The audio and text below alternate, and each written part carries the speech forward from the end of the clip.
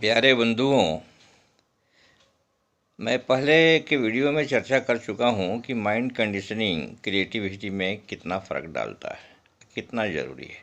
लेकिन ये भी हमको विचार करना पड़ेगा कि माइंड कंडीशनिंग कैसे होता है। माइंड वर्चुअली हमारा काम करता है दो तरीके से। एक सब कॉन्शस स्टेट में काम करता है, एक कॉन्शस स्टेट में काम करता है। अब सब कॉन्शस स्टेट क्या है और कॉन्शस स्टेट क्या है, उसको हिंदी में बोला जाए तो अचेतन अवस्था में काम करता है और चेतन अवस्था में काम करता है। अचेतन अवस्था का मतलब ये हुआ कि बच्चों में जो माइंड होता है, जो थिंकिंग होता है, वो अचेतन अवस्था में ज़्यादातर एक्टिवेट रहता है, ज़्यादातर काम करता है। और मैच्योर्ड आदमी में, नॉलेजफुल आदमी में, एडल्ट आदमी में ब्रेन अचेतन और चेतन दोनों अवस्था में काम करता है।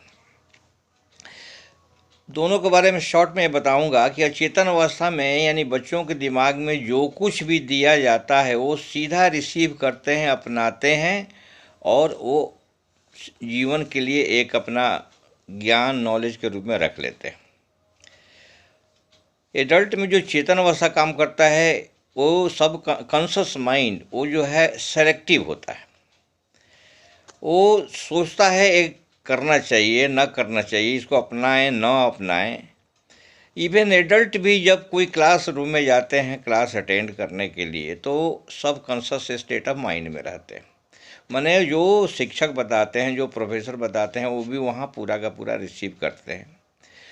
जिसका माइंड कॉन्शस स्टेट में ज़्यादा रहता है वो बहुत सेलेक्टिव होता है, क्या लेना है नहीं लेना। मैं एग्जाम्पल एक बताता हूँ कि एक सीरियल आई थी शक्तिमान। शक्तिमान बच्चे देखते थे और शक्तिमान को देखते देखते क्या होता था कि वो जान गए, सबकॉन्शस स्टेट ऑफ माइंड में वो बच्चे जान गए कि जो शक्तिमान कर रहा है वो सत्य है। और वो इसका उनका माइंड ऐसा कंडीशन हो गया कि वो छत से कूद जाते थे, सोच रहे थे कि शक्तिमान आके बचाएगा। इस तरह बहुत सारी घटनाएं अपने देश में हुई। बच्चों की घटना देख करके इस सीरियल को पर बहुत ऑब्जेक्शन उठाया गया था। बच्चों का दिमाग ऐसा होता है कि बच्चों के दिमाग में जो दिया जाएगा वही वो रिसीव करते हैं, क्योंकि सब कॉन्शस स्टेट ऑफ माइंड में रहते हैं। उनके दिमाग में, उनका दिमाग जो है गार्डन की तरफ काम करता है। जो भी उसमें आप बोइएगा वही उगेगा। अच्छा चीज़ बोइएगा अच्छी उपज आएगी, खराब चीज़ बोइएगा खराब उपज आएगी, और कुछ भी नहीं बोइएगा तो जंगली घास उग जाएगी। अब हमको सोचना है कि माइंड कंडीशनिंग के क्या क्या तरीके हैं, कैसे कैसे होता है। माइंड कंडीशनिंग जो होता है अच्छे संगत से होता है। एजुकेशन में नैतिक एजुकेशन की शिक्षा देने से माइंड कंडीशनिंग होता है। अच्छी किताब पढ़ने से, अच्छे स्थान में जाने से होता है। अच्छा भोजन का भी माइंड कंडीशनिंग पर प्रभाव पड़ता है।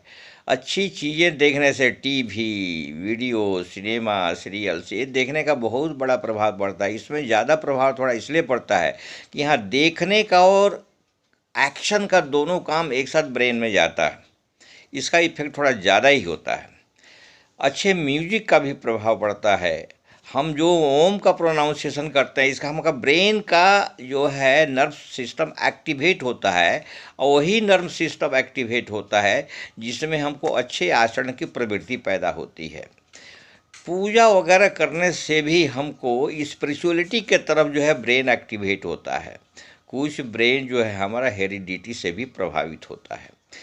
पेरेंट्स के रोल मॉडल से मेरा 30% ब्रेन एक्टिवेट होता है। किस वातावरण में रहते बच्चे, जैसे जन्म लेते हैं, जो वातावरण पलते हैं वहाँ से वो रिसीव करना चाहते हैं, पॉजिटिव और निगेटिव रिसीव करना स्टार्ट कर देते हैं। ये सब चीज़ें हमारे बच्चों को, ब्रेन को उसी डायरेक्शन में ले जाते हैं जैसा उनको ये वातावरण मिलता है, जैसी कंपनी मिली, जैसा स्थान मिला, जैसा टीवी देखे, ये सब देख करके बच्चों का ब्रेन उसी डायरेक्शन में काम करने लगता है, उसी डायरेक्शन में एक्टिवेट होता है और कंडीशनिंग होता है। ये सब जो 9 बार या 9 बार से ज़्यादा जो है इस वातावरण में रहने से उनका थॉट प्रोसेस एक्टिवेट होता है। थॉट प्रोसेस एक्टिवेट होता है। अगर ये 9 टाइम्स एंड मोर अगर थॉट प्रोसेस एक्टिवेट होगा तो इंस्पिरेशन पैदा होता है। इंस्पिरेशन में प्रेरणा पैदा होती है, और जब प्रेरणा पैदा होती है तो प्रेरणा से हम जो है वो एक्शन में कन्वर्ट हो जाता है। जब एक बार वैसा आदमी काम करने लगता है, वैसा कर्म लगता है, स्थिति और परिस्थिति के हिसाब से, वातावरण के हिसाब से वो जब भी मौका मिलता है वैसा काम करने लगता है।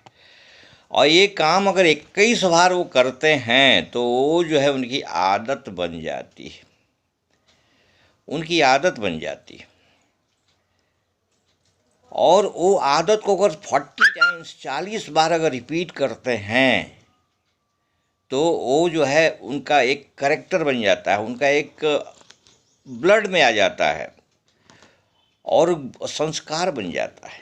और ब्लड में आने के बाद, संस्कार बन जाने के बाद, उस तरह वो एक्शन करते रहने के बाद उनका वो उसी तरह का लाइफ बनता है, उसी तरह का डेस्टिनी बनता है। ये मेरा पूरा प्रक्रिया है, हमारी लाइफ किस तरफ जा रही है, गुड कैरेक्टर, बैड कैरेक्टर, ये सब डिपेंड करता है जो मैं पहले बताया।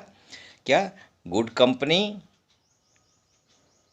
और हमारा डिपेंड करता है गुड कंपनी, गुड आचरण होगा, good movie, bad movie, good place, bad place, good food, bad food, good win, bad, जैसा होगा वैसा हमारे बच्चों का जो है माइंड कंडीशनिंग होता है। मैं एक एग्जांपल बताऊं, आज के यंग बच्चे जो टेररिस्ट बन जाते हैं उनके साथ क्या होता है, वो कोई आदमी का जान सबसे प्यारा होता है लेकिन वो जान की परवाह बिल्कुल नहीं करते हैं, क्योंकि उनको ये सभी चीज़ें प्रोवाइड की जाती है। उनको संगत भी वैसे ही क्रिएट किया जाता है, उनको लिटरेचर भी उसी तरह की पढ़ाई जाती है, किताबें सब उनको वहीं हम मिलती ही है, उनका स्थान भी वैसे ही क्रिएट किया जाता है। टीवी, म्यूज़िक, ये सब चीज़ें जो है उसी वातावरण को क्रिएट करके उनको टेररिस्ट बन जाता है, और टेररिस्ट बन जाने के बाद अपनी की जान की परवाह बिल्कुल नहीं करते हैं। एक और एग्जाम्पल बताओ कैसे माइंड कंडीशनिंग होता है।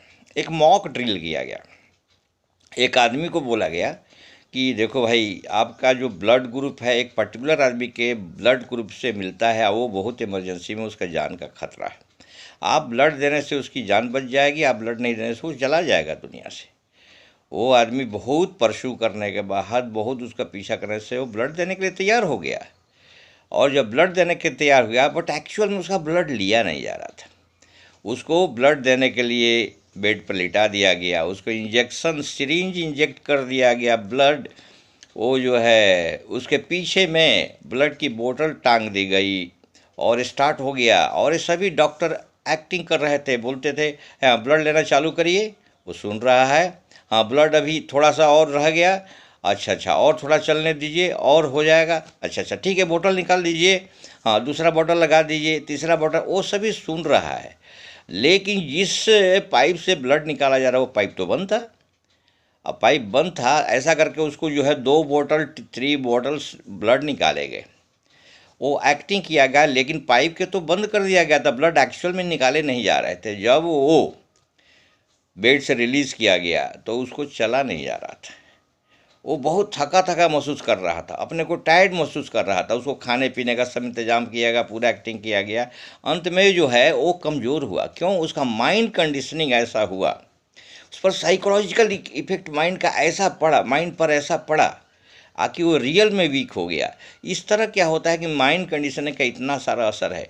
एक हाथी का छोटा बच्चा, उसको बचपन में उसको सिक्कड़ से बांध देते हैं और बहुत तोड़ने का प्रयास करता, नहीं टूटता है तो जानता है कि तोड़ने की चीज़ नहीं है, उसी हाथ उसी सिक्कड़ से पूरा जीवन बंधा रहता है, कभी तोड़ता नहीं, जानता कि तोड़ने की चीज़ नहीं।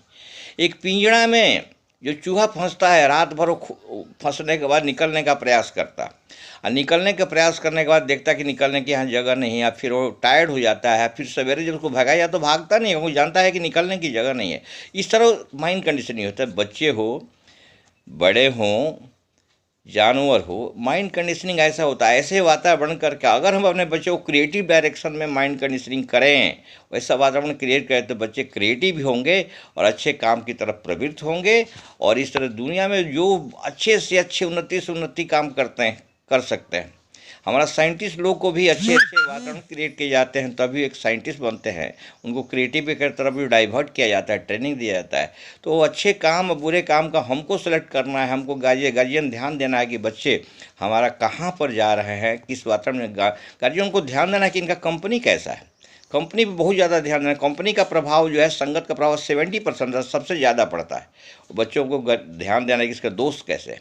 इसका दोस्त वैसा ही मिलता है जैसा इसका नेचर बनता है। इसलिए इन शब्दों के साथ मैं वीडियो को समाप्त करूंगा और आप लोगों से निवेदन है कि इसको शेयर करें, लाइक करें, सब्सक्राइब करें, ताकि दूसरे को भी लाभान्वित हो सके। Thank you very much. जय हिंद, जय भारत।